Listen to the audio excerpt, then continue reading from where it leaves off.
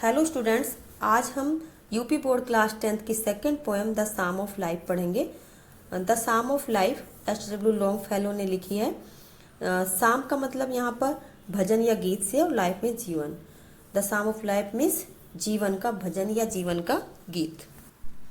सबसे पहले हम पोइट के बारे में बात करेंगे।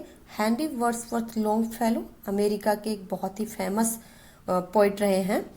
उन्होंने modern language eight Harvard university में टीचर की तरह से काम किया था। उनकी पोएम की फर्स्ट कलेक्शन थी वॉइसेस ऑफ द नाइट, उसी का एक पार्ट ये द साम ऑफ लाइफ भी है। उनके और इम्पोर्टेंट वर्क थे poem on slavery, the Spanish student, belfry Bruges, the golden legend और विलेज ब्लैक स्मिथ। अगर हम अबाउट द पोएम की बात करें तो यह एक इंस्पिरेशनल पोएम है। H.W. लॉन्गफेलो यंग मैन को इंस्पायर करते हुए कहते हैं कि लाइफ एक सीरियस रियलिटी है, डेथ इसका अल्टीमेट गोल नहीं है। हमें अपनी ड्यूटी निभानी चाहिए, हार्ड वर्क करना चाहिए प्रोग्रेस करने के लिए, और चाहे कितनी विपरीत परिस्थितियां आ जाएं, हमें उनका सामना बहादुरी से करना चाहिए। Let's start the poem. Life is real, real means वास्तविक, जीवन वास्तविक है। Life is earnest, earnest means गंभीर, जीवन गंभीर है। And the grave, grave means कब्र, is not its goal, goal means लक्ष्य, और कब्र ही इसका लक्ष्य नहीं है। इट मीन्स कि मृत्यु ही इसका लक्ष्य नहीं है। Dust thou art, dust means धूल, thou means you, art means art, तुम धूल हो। टू डस्ट, और धूल में रिटर्नेस्ट, तुम्हें लौट जाना है। इज नॉट स्पोकन, नहीं बोला जाता। ऑफ द सोल, आत्मा के बारे में, आत्मा के बारे में ये कहना कि तुम धूल हो और धूल में ही मिल जाओगी, यह कहना सही नहीं है। इट मीन्स के जो आत्मा है वह अमर है, वह कोई निरर्थक वस्तु नहीं है। तो इन 4 लाइन का मतलब हो गया कि जीवन एक सच्ची और गंभीर वास्तविकता है। मृत्यु अर्थात कब्र ही इसका अंतिम लक्ष्य नहीं है। आत्मा तू धूल है और धूल में ही मिल जाएगी, यह कहना गलत है, यह एक निरर्थक बात है। और क्योंकि जो आत्मा है वह कभी नहीं मरती, आत्मा अमर है।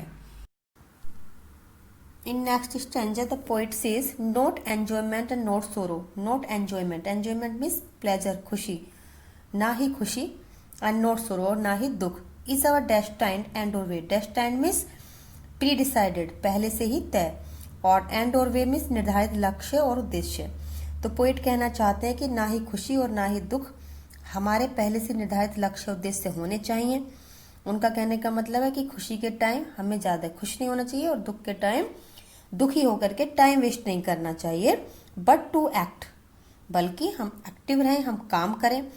कैसे काम करें? दैट ईच, की प्रत्येक, टुमारो आने वाला कल, फाइंड्स अस हमें पाए, फार्दर और आगे, देन टुडे आज से, कि आने वाला हर कल हमें आज से बहुत आगे ले जाए। उनका कहने का मतलब है कि जितनी प्रोग्रेस आज हम कर रहे हैं, आने वाले कल में उससे भी ज्यादा प्रोग्रेस करते चले जाएं। पोइट कहते हैं in the world's broad field of battle, in the world's दुनिया के ब्रॉड लंबे चौड़े फील्ड मैदान ऑफ बैटल युद्ध के, दुनिया के लंबे चौड़े युद्ध के मैदान में। इन द बिवएक ऑफ लाइफ, जीवन के अस्थायी पड़ाव में। बी नॉट लाइक, मत बनो, लाइक मीन्स तरह से, डम्ब गूंगे, ड्राइवन मीन्स कहीं पर भी खींचे गए, कैटल पशुओं के समान, ऐसे मत बनो जो गूंगे बहरे पशु होते हैं जिनको खींचकर कहीं पर भी ले जाया जा सकता है। Be a hero in the strife, be a hero, वीर की तरह से सामना करो। इन द स्ट्राइप, स्ट्राइप में संघर्ष और कठिनाई, जो जीवन में संघर्ष और कठिनाइयां आए, परिस्थितियां, विपरीत परिस्थितियां आए, उनका सामना एक हीरो, नायक की तरह से, एक वीर की तरह से करो। तो यहाँ पर जो वर्ल्ड है उसकी तुलना बैटलफील्ड से की है, युद्ध के मैदान से कवि ने, और जो जीवन है उसकी तुलना एक टेम्परेरी कैंपिंग ग्राउंड, अस्थायी पड़ाव से की है। In the last stanza poet says let us then be up, चलो हम उठ खड़े हों, हम आलस्य को छोड़ दें। And doing with a heart for any fate, और हम काम करते चले। विद अ हार्ट का मतलब होता है संकल्प के साथ, संकल्प के साथ हम भाग्य दुर्भाग्य, इट मीन्स विपत्ति कठिनाई का सामना करते हुए, स्टिल अचीविंग प्राप्त करते हुए, सफलता प्राप्त करते हुए, स्टिल परसुइंग, और उस सफलता का अनुसरण करते हुए। उनका कहने का मतलब है एक सफलता के बाद दूसरी सफलता प्राप्त करते हुए आगे बढ़े। लर्न टू लेबर, हम मेहनत करना सीखें, हम कर्तव्य करना सीखें। एंड टू वेट, और हम इंतजार करना सीखें। इंतजार करने का मतलब कि हम फल की प्रतीक्षा करें, हमें फल जरूर मिलेगा। अगर हम कर्म करेंगे तो उसका फल भी देर सवेर हमें जरूर मिलेगा। यह सोचते हुए हम आगे बढ़ते चलें, प्रोग्रेस करते चलें। अब हम इस पोएम के सेंट्रल आइडिया की बात करेंगे। The psalm of life is an inspirational poem by H.W. Longfellow. Psalm of life एक प्रेरणा देने वाली पोएम है जो लॉन्गफेलो ने लिखी है। द पोइट सेज, पोइट कहते हैं, that the life is short, कि जीवन बहुत छोटा है, so we should use it properly, इसलिए हमें अच्छे से इसको यूज करना चाहिए। Life is a serious reality, जीवन एक गंभीर वास्तविकता है। Death is not its ultimate goal, जीवन इसका अंतिम लक्ष्य नहीं है। As the body dies not the soul, क्योंकि बॉडी मरती है ना कि आत्मा। द सोल इज इमोर्टल, आत्मा अमर है।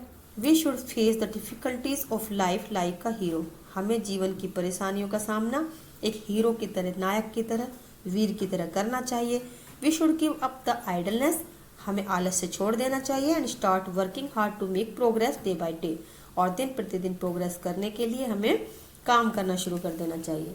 The poet inspires the young man, जो पोइट हैं वे यंग मैन को प्रेरित करते हुए कहते हैं that if they want to leave an impression on the world, कि अगर वे दुनिया पर कोई छाप छोड़ना चाहते हैं, दे शुड वर्क हार्ड, उन्हें कठिन परिश्रम करना चाहिए। And be ready for any result, और किसी भी रिजल्ट के लिए, चाहे वो अच्छा हो चाहे बुरा हो, उसके लिए तैयार रहना चाहिए। तो यहीं पर ये पोएम खत्म होती है students. If you like my video please share it with your friends, and if you have any doubt, please feel free to ask in the comments. Soon I'll be here with my new topic. Till then, have a good day.